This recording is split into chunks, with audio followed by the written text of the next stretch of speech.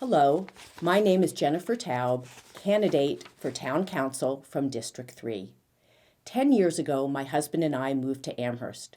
When house hunting, we looked in several different towns in the Pioneer Valley, but fell in love with Amherst precisely because of its small town, New England vibe. Of course, having two colleges and a university was part of the appeal, a community of deep thinkers and vibrant young people.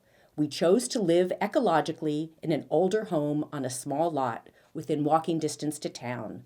We love seeing students jog up and down our street throughout the day, rain or shine.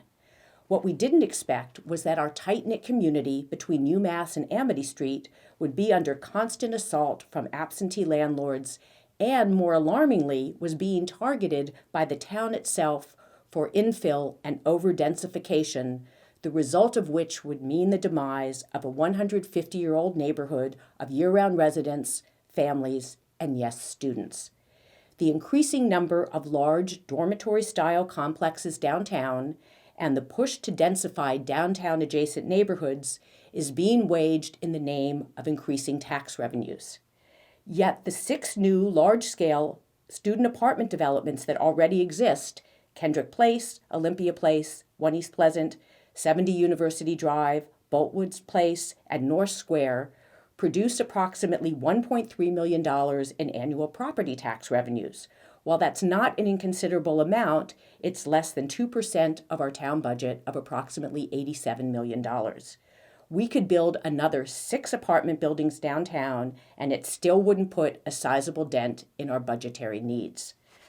Yet, to facilitate all this building, setback requirements have consistently been waived, the amount of ground floor space dedicated for retail reduced, and developers relieved from having to provide adequate tenant parking.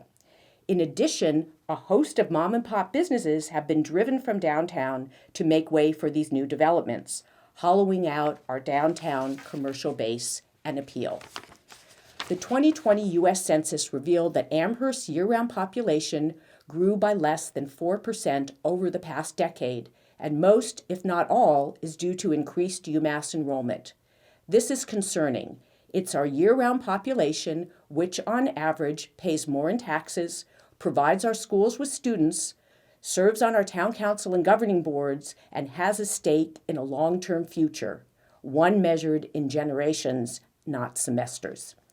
In the meantime, universities are facing a demographic cliff, up to 20 to 25% fewer college-age students in the next decade due to declining birth rates, and that was before the pandemic.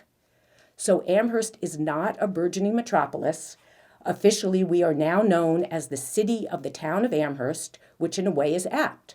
We are a town which contains a city. UMass, with its high rises and grand structures, looks like a city. The rest is a town, and that's why people choose to live here, for the town part. I would venture to say no one moved to Amherst for an urban experience, nor did they move here because they wanted to live in a densely populated community. In fact, many of us moved here precisely to get away from one. And though I don't want a downtown that's dominated by generic high-rises, I am fiercely committed to a thriving town center filled with shops, eateries, green space, entertainment, and cultural attractions, and apartment buildings of appropriate design and scale. The Kendrick Park Playground is a wonderful addition to downtown. It draws people together in the best possible way. When the Drake Music Venue in the former High Horse Building opens, I will be among the first in line. If elected, I will work hard to bring new businesses to Amherst and do all that I can to help those already here to prosper. Identifying popular local businesses and other Pioneer Valley towns is a good place to start.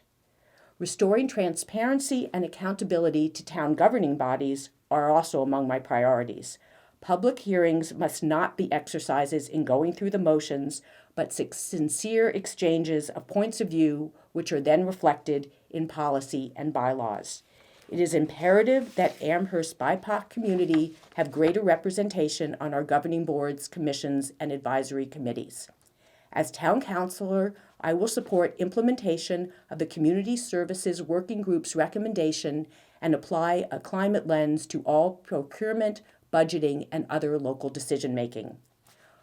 Almost from the day I began calling Amherst home, I've immersed myself in town affairs. Working with Coalition of Amherst Neighborhoods, I helped to secure rental permitting and local historic district designation for the North Prospect Lincoln Sunset neighborhood. Since 2018, I've served as chair of the local Historic District Commission. It would be my honor to continue serving Amherst as a town councilor recommending District 3.